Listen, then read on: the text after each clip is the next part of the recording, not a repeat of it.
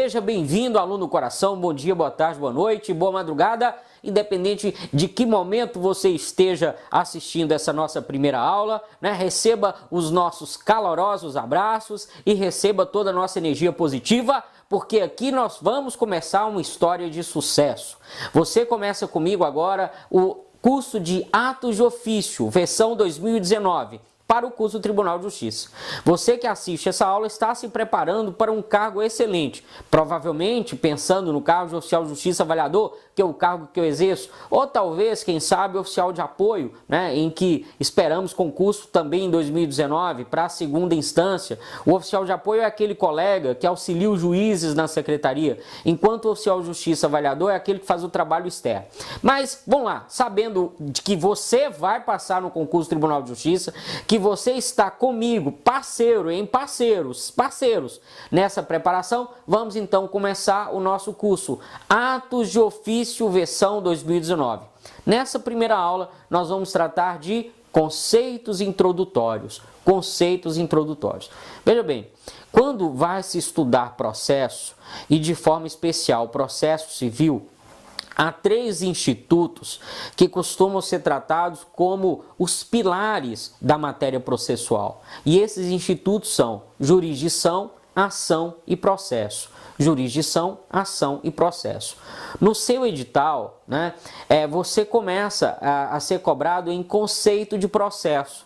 Mas eu entendo que você não tem como assimilar esse conceito se não tiver uma mínima noção desses três institutos básicos que são jurisdição, ação e processo. No seu caderno você vai anotar Institutos Básicos da Ciência Processual, 2 pontos, jurisdição, ação e processo. Então vamos lá.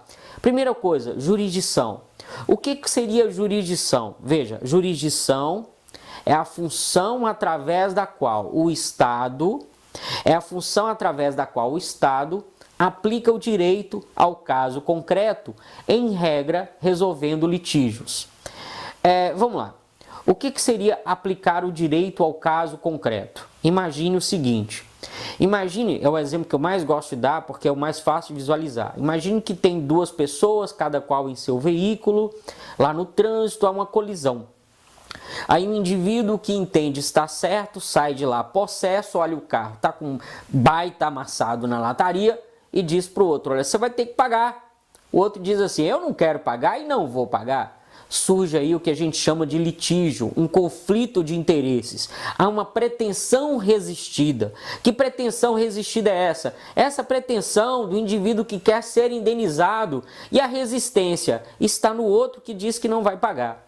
Então, se esse litígio, esse conflito não se resolve naturalmente, se as pessoas não entram num consenso e dizem, não, eu vou pagar, tudo bem, qual é o caminho que resta a esse indivíduo possesso que se sente prejudicado? Buscar o Estado. E o Estado vai atender ao seu pedido através de uma função chamada jurisdição. Então, jurisdição é a função estatal através da qual o Estado aplica o direito ao caso concreto. Professor, explica melhor o que seria aplicar o direito ao caso concreto. O que é o caso concreto? O caso concreto é o que aconteceu. O indivíduo vai chegar para o juiz e vai dizer assim, ó, esse infeliz, doutor, estava dirigindo totalmente descuidado, não observou que havia para ele uma placa pare e colidiu com o meu veículo, né? Então o juiz vai pegar e vai dizer o seguinte, primeiro o juiz vai olhar a lei. A lei diz assim, todo aquele que causar dano a alguém com dolo ou culpa tem a obrigação de ressarcir. Então isso é o que diz o direito.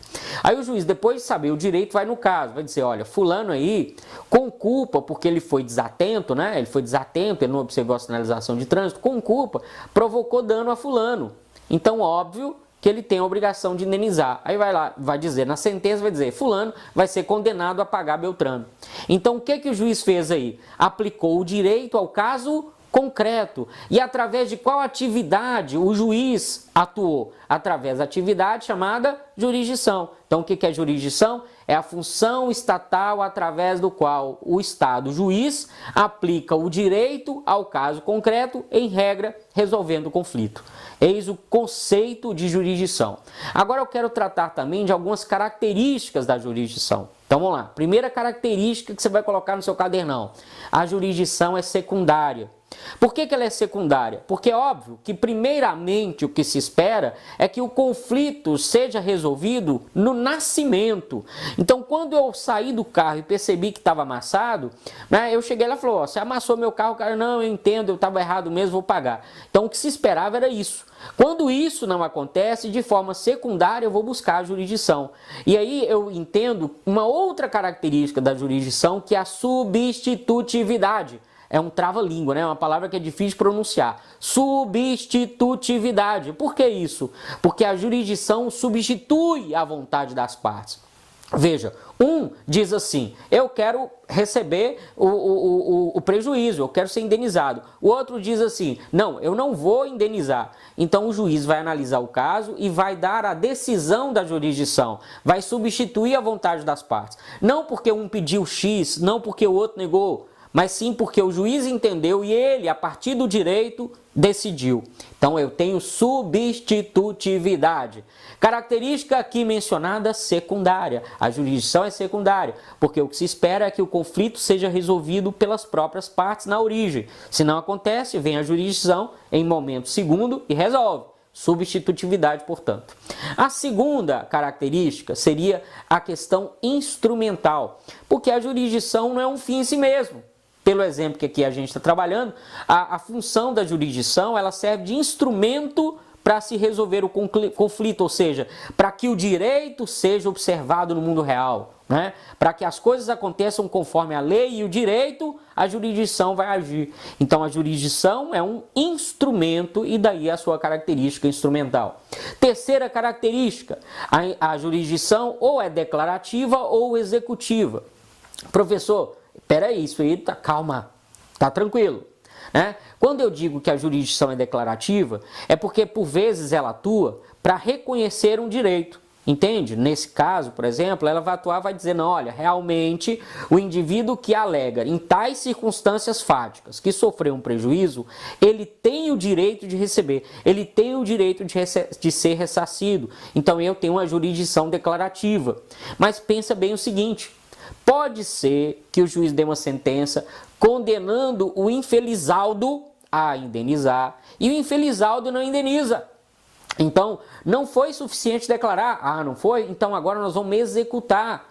O indivíduo que se sentiu prejudicado, que teve o direito declarado, mas não atendido, vai de novo à jurisdição e vai dizer, doutor, o senhor lembra daquela sentença que o senhor deu, condenando aquele infeliz a me pagar? Ele não pagou. O juiz diz, não seja por isso, nós vamos lá mandar um oficial de justiça, mandar ele pagar isso, dizendo que se ele não pagar, a justiça vai lançar mão de bens do patrimônio dele que possam garantir a satisfação dessa obrigação. Aqui é apenas um exemplo, tá, gente? Uma execução do que a gente chama de execução de pagar a quantia certa. Então aqui, a jurisdição nesse segundo caso, ela não foi apenas declarativa, ela foi executiva. Ela veio para satisfazer o direito já declarado, o direito já reconhecido. Então a jurisdição ela tem essas duas características, ou ela é declarativa ou ela é executiva. Outra característica importante, portanto chegando aí na quarta característica, ou quinta, se você considerou substitutividade como sendo uma outra. Aqui a quarta ou quinta, conforme o seu caderno aí, né? A jurisdição é desinteressada. E o que eu quero dizer com isso? A jurisdição é imparcial. Ela não pode estar já no processo atendendo ou puxando a sardinha para um dos lados. A jurisdição, ela vai sim, a partir da lei, observar o caso concreto e atender os ditames da justiça. A jurisdição, ela não pode preferir alguém. Ela vai sim, vai indicar qual a decisão justa conforme o direito e o caso concreto. Então a justiça tem que ser imparcial e por isso ela é desinteressada. A última característica que eu destaquei é que a jurisdição é provocada. Nós vamos falar disso ainda nessa aula de hoje, porque a característica de ser a jurisdição provocada, ela decorre do princípio da inércia. O que quer dizer isso, professor? Lembra de inércia? Nosso amigo Newtinho, gente boa pra caramba, Newton que nos fez tanto sofrer nas aulas de física do nível médio. Pois Newton é o cara, Newton é sensacional. Newton, se fizesse direito, arrebentava. Mas Newton, na sua física lá, dizia, dentre outras coisas, que um corpo que estava inerte tendia a ficar inerte, salvo ser uma força atuar sobre ele. E a jurisdição é algo assim. A jurisdição, via de regra, só vai atuar se for provocado, né? Se alguém entrar com ação. Professor, mas por que isso? Professor, não seria muito mais fácil se o juiz pudesse chegar já chutando a porta e resolvendo e falando... Gente, se o juiz assim se comportasse, percebe que seria difícil ou quase impossível que ele fosse imparcial? Se eu sou juiz, estou andando na rua e vejo aquela bendita batida e digo, não, realmente fulano está com razão, poxa, eu já vou começar o processo entendendo que a razão está com fulano. Então eu não seria imparcial, né? Então, para que a gente consiga garantir a imparcialidade, que é sagrada para a jurisdição e para o processo, a jurisdição tem como característica o fato dela ser o quê? Provocada. Nós temos alguns institutos no processo civil que vão garantir isso aqui. Por exemplo, o Instituto da Suspeição e o Instituto do Impedimento. O que é suspeição? Suspeição é uma presunção relativa de parcialidade. Mas, professor, explica esse negócio direito. Você tem que lembrar que na sua frente pode ser que tem alguns alunos que não sabem o direito, estão vindo aqui pela primeira vez. Meu amigo, principalmente você, eu peço calma. Calma, vai dar certo. Você vai entender.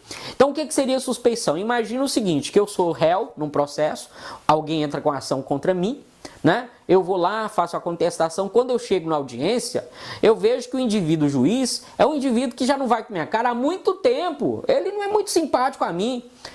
Não é provável que esse juiz seja parcial, que ele acabe assimilando um pouco essa raiva que ele tem de mim e prestigie os anseios da outra parte. Então, eu vou dizer, olha, eu não quero esse juiz comigo porque ele é suspeito. Né? Eu acho que ele dificilmente será imparcial, que ele já não gosta de mim, né? Que ele já fez comentários negativos no meu Facebook, né? Então, pois é, então esse juiz aí é suspeito, é uma condição relativa, é uma relativa de parcialidade. Professor, por que o senhor diz relativa?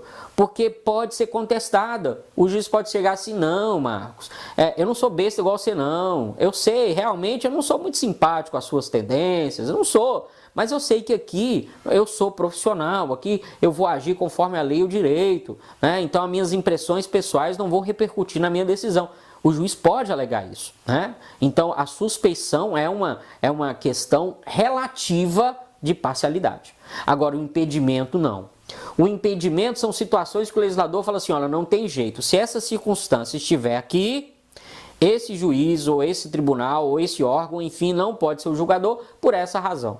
Né? Então, impedimentos são circunstâncias objetivas que o legislador aponta, olha, isso aqui não tem jeito, não tem como eu esperar. Não tem como eu esperar que esse indivíduo seja imparcial. Imagine, por exemplo, que um juiz vai julgar um caso em que uma das partes seja filha dele. Ora, né? Mesmo que o juiz quisesse, até para ele ia ser um sacrifício ser imparcial. E nem para o juiz se espera um sacrifício desta ordem. Então o legislador já foi dizendo, olha, nessas circunstâncias aqui há o impedimento. E aí não tem o que se questionar. Como eu disse, suspeição é presunção relativa de parcialidade. Impedimento é presunção absoluta de parcialidade. Na presunção relativa, é porque eu admito prova em contrário, eu admito argumentação em contrário, aquele caso que o juiz fala, não, pode ficar tranquilo, né? Minhas impressões pessoais a seu respeito não vou repercutir aqui não. Agora, já a questão absoluta, não relativa, que é o impedimento, são circunstâncias que a lei aponta objetivamente, dizendo aqui, não há que se esperar imparcialidade do julgador. Perceberam? Então aí vimos as 5 características, né? Ou 6, a depender de como você anotou no seu caderno. Gente, eu espero que eu esteja sendo claro, mas no seu caderno você já vai colocando as dúvidas e trate conosco. Não esqueça da parceria, beleza? Tranquilo? Vamos agora tratar dos chamados princípios da jurisdição. Olha, o que são princípios? Princípios são valores. Princípios são valores que vão me indicar o modo de conduzir determinada coisa. Então, você às vezes conhece alguém que tem um jeito todo diferente de agir. Você fala assim, ô indivíduo, por que você age assim? Ou porque eu tenho os meus princípios. Eu atuo conforme os meus princípios. Então nós vamos saber quais são os princípios, ou pelo menos os mais importantes, que determinam o modo de agir da jurisdição. O primeiro princípio que eu vou trazer para vocês é o princípio da territorialidade. Mas antes, deixa eu comentar um negócio com vocês aqui. A jurisdição, ela é una. O que eu quero dizer? De fato, a jurisdição é única por todo o território nacional. Cuidado, território nacional. Então, a princípio, pensa num juiz que toma posse lá em uma cidadezinha do interior pequena, que você vê na cabeça aí. Pensou? Pois bem, a princípio, quando ele toma posse, o poder que se transfere a ele é o poder da jurisdição. Então, em tese, ele estaria apto, competente, preparado e legitimado para resolver conflitos em qualquer lugar no país. Mas a gente sabe que é impossível de se fazer assim. Imagine um indivíduo que é juiz no interior de Minas Gerais, na minha querida e amada Montes Claros. Como é que ele vai resolver um conflito lá do Mato Grosso, ou lá do Rio Grande do Norte, ou lá do Rio Grande do Sul, né? Então, por mais que eu entenda que, em tese, conceitualmente a jurisdição seja una, para que ela possa ter efetividade, eu criei limites para o seu exercício. Limites para exercício da jurisdição. Limites para exercício da jurisdição. Esses limites, nós vamos ver depois, são chamados de competência. Seu caderno você já pode anotar. O que são competências? Competências são limites para o exercício da jurisdição. Lembra assim, ó, a jurisdição ela é una, ela é única no território nacional. Só que, obviamente, para que eu tenha efetividade, eu tenho que criar alguns critérios no modo com que a jurisdição será exercida. Um desses critérios é o critério territorial. Justamente porque o juiz aqui do interior de Minas não tem como resolver litígios do Rio Grande do Norte, Mato Grosso e tal. Então, o critério territorial é que diz que a jurisdição vai ser exercida no âmbito territorial da competência do órgão. A jurisdição será exercida no âmbito da competência territorial do órgão, beleza? Na justiça estadual, por exemplo, a jurisdição é territorialmente dividida em comarcas. Então, o que é uma comarca? É uma unidade territorial da jurisdição estadual. Se você for na jurisdição federal, você vai ter a jurisdição dividida em seções e subseções. Você tem um TRF, Tribunal Regional Federal, que tem uma seção jurisdicional. Essa seção envolve, muitas vezes, vários estados. E aí, dentro das seções, você tem subseções, né? Aí, por exemplo, Montes Claros é uma subseção da Justiça Federal. Eu tenho uma subseção da Justiça Federal aqui em Montes Claros. Então, vamos lá. A territorialidade é aquele princípio que vai dizer que a jurisdição deve ser exercida no âmbito territorial de sua competência.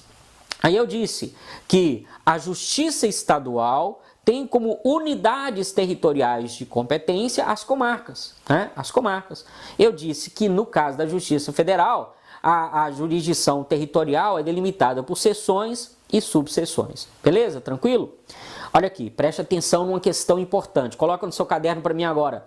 Unicidade de jurisdição versus competência territorial. Foi o que eu acabei de dizer. A jurisdição é única.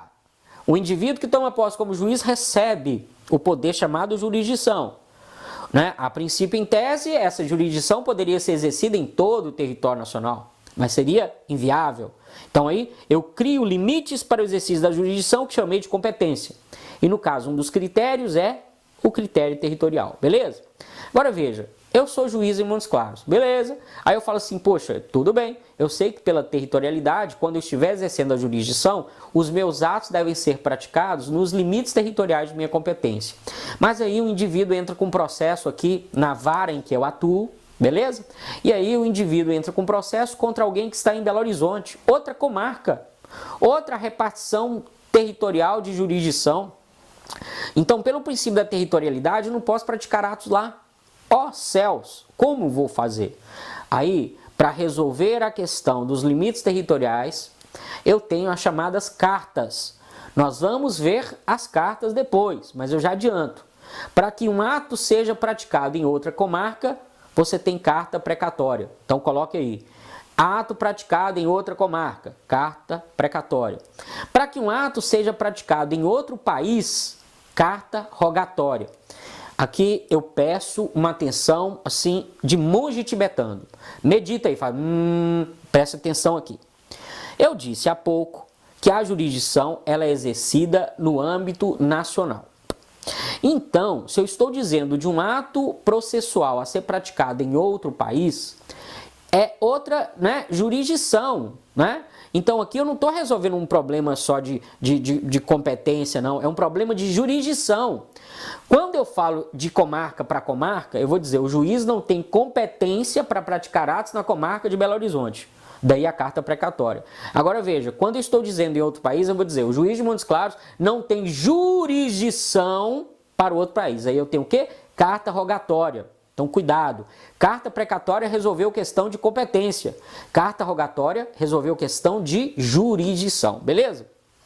E, por fim, eu tenho ainda uma terceira carta.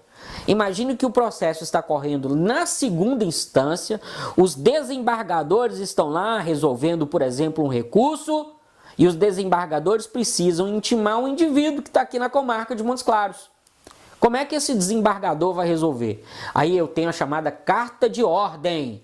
É quando se precisa praticar ato, um tribunal precisa de um ato praticado em circunscrição de órgão de instância inferior. Então, quando é que a carta de ordem é utilizada mesmo? Quando um tribunal precisa da prática de um ato em circunscrição territorial de órgão inferior. Eu vou repetir, sem problema. Carta precatória, ato praticado em outra comarca. Carta rogatória, ato praticado em outro estado, em estado estrangeiro. Carta de ordem, quando o ato precisa ser praticado, né, por necessidade de um tribunal em circunscrição territorial de órgão inferior. Então, aí nós vimos as chamadas cartas, beleza? Então, o primeiro princípio da jurisdição é esse, territorialidade, é isso que você tem que entender. Segundo princípio, nós já mencionamos de certa forma, é o princípio da inércia, que também pode ser dito como o princípio da demanda ou princípio do dispositivo.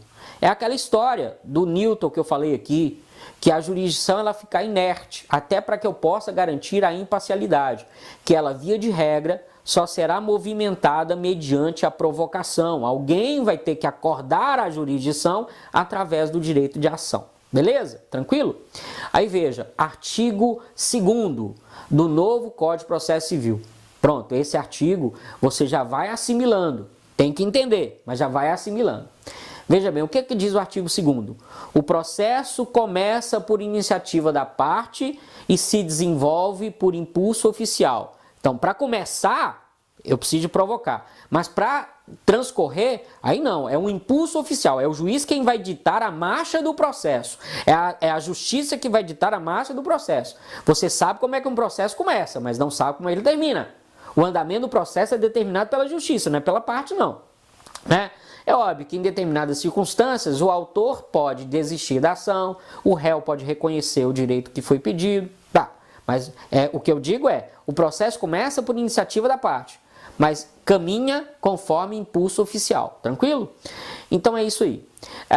Veja, há exceções. Há exceções e sobre as exceções eu tenho que fazer alguns comentários. Primeira exceção que eu gosto de mencionar, ou seja, eu estou dizendo que como regra eu tenho o princípio da inércia, que a jurisdição só atua quanto provocada. Mas eu tenho alguns momentos que a própria lei prevê que o juiz pode, de ofício, dar início a uma relação processual. Um dos casos mais importantes, que também está no seu conteúdo programático, é a chamada restauração de autos, que está prevista no novo CPC no artigo 712. Essa restauração de autos é o seguinte, imagine que você é parte de um processo que por alguma razão precisa da intervenção do Ministério Público, então está você, réu, Ministério Público, juiz, está lá naquele processo, de repente os autos processuais somem. Cadê auto processual? Cadê? Sumiu. O que são autos processuais, professor? Ora, meu amigo, é aquele caderno, aquele blocão de papéis que é o processo. As pessoas costumam chamar aquilo de processo, né? Não. Tecnicamente está errado. Processo é relação jurídica, aquilo é o auto processual. Auto processual é o registro gráfico do processo, mas a gente vai falar disso depois. Então sumiram os autos processuais, e agora? Como é que eu vou saber em que pé que estava a ação? Como é que eu vou saber em que pé que estava o processo? Ora, vou ter que entrar com restauração de autos. E a restauração de autos ela pode ser pedida pelo autor, pelo réu, pelo Ministério Público, pode até ser iniciada pelo próprio juiz de ofício. Olha o que diz o artigo 712. Verificado o desaparecimento dos autos, eletrônicos ou não, isso cai em prova, eletrônicos ou não, de ofício, pode o juiz de ofício, né? Pode o juiz de ofício, ou qualquer das partes, ou MP, se for o caso, promover-lhes a restauração. Então veja, pode o juiz de ofício, qualquer das partes ou MP, promover-lhes a restauração. Deu para entender? Então é isso. Então, na restauração, ó, sumiram os autos. O juiz que começou, o juiz vai chamar, autor, vem cá, até que ponto você movimentou? Me dá aí a cópia do que você tem e diz aí o que você lembra que já andou no processo. Réu, faça o mesmo. Daqui, ó, nesse caso aqui, o juiz pode até intimar os serventuários da justiça. Vai chegar também, chamar assim, oficial de justiça, vem cá. Você lembra de alguma diligência que você fez? Você lembra que você colocou de sua certidão? Né? Então, o juiz pode, de ofício, iniciar o processo de restauração de autos. Beleza? Então, aqui seria uma exceção ao princípio da inércia. Eu preciso chamar a atenção de modo muito especial de uma questão. Veja, por muito tempo no Código Civil, no Código de Processo Civil antigo, se apontava como exceção importante o fato de que o juiz também podia, de ofício, dar início a um inventário. Tranquilo? Acontece que no novo CPC não existe mais essa possibilidade. Então veja, no CPC de 73, eu tinha lá os interessados na herança, os herdeiros, né, sei lá, todos os interessados lá. E aí, o CPC dava um prazo. Se os interessados, os herdeiros, os testamentários, se os interessados, todos eles, ninguém se manifestasse, depois de passado o prazo, o juiz poderia dar início ao processo de inventário. O novo CPC não trouxe isso.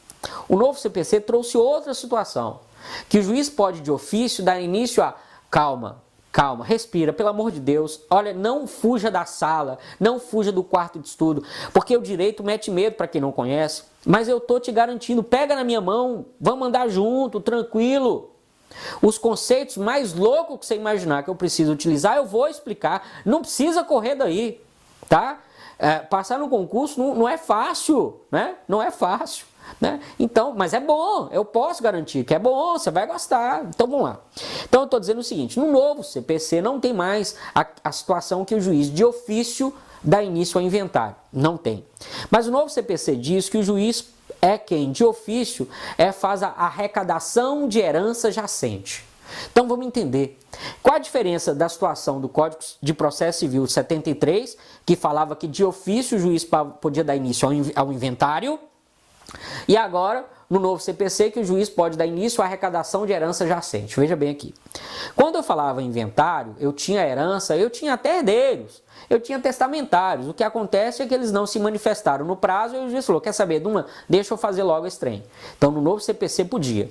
Agora não. Agora, se eu tenho herdeiro, se eu tenho testamentário, se eu tenho interessados diretos, o juiz não vai se pronunciar. O juiz só vai fazer a arrecadação de bens em herança jacente. E o que é herança jacente? Herança jacente é justamente aquela que não tem nem herdeiro, nem testamentário. Olha a diferença. Então lá, independente de ter herdeiro ou não, ainda que tivesse herdeiro, no CPC de 73, se eles não se manifestassem no prazo legal, o juiz podia de ofício iniciar o processo de inventário. No novo CPC acabou com isso, mas persiste a possibilidade do juiz de ofício dar início à arrecadação de herança jacente. Ah, Marquinhos, essa expressão louca aí, o que é mesmo? Herança jacente. Falei para você não correr? Falei que você ia entender? Herança jacente é apenas aquela para a qual não se tem nem herdeiro conhecido, né? Nem herdeiro conhecido, nem testamentário. O que é testamentário? Alguém que seria beneficiado com a herança por testamento. Então, quando eu não tenho herdeiro conhecido, nem testamentário, eu tenho a chamada herança jacente. O juiz não pode mais, como podia no CPC de 73, iniciar o processo de inventário. O juiz pode agora, no novo CPC, dar início ao procedimento, ao processo de arrecadação de herança adjacente. Beleza? Ficou claro aí? Deu para entender a inércia? Deu para entender que eu tenho também exceções importantes? Beleza, então vamos dar um breakzinho nesse primeiro intervalo para você respirar, tomar uma água. As dúvidas, por favor, anote. E mais importante, trate-as comigo. Ao final do vídeo você tem meu e-mail, meu WhatsApp, sinal de fumaça. Vamos interagir. Vamos combinar o seguinte, você quando for tratar da dúvida comigo, no título do e-mail ou da mensagem, você vai colocar a aula que se refere. Por exemplo, essa aula é 0.1.1 ato de ofício. Para ficar mais claro, identificar o tema. Um abraço, fiquem com Deus, respira um pouquinho, mas vamos voltar.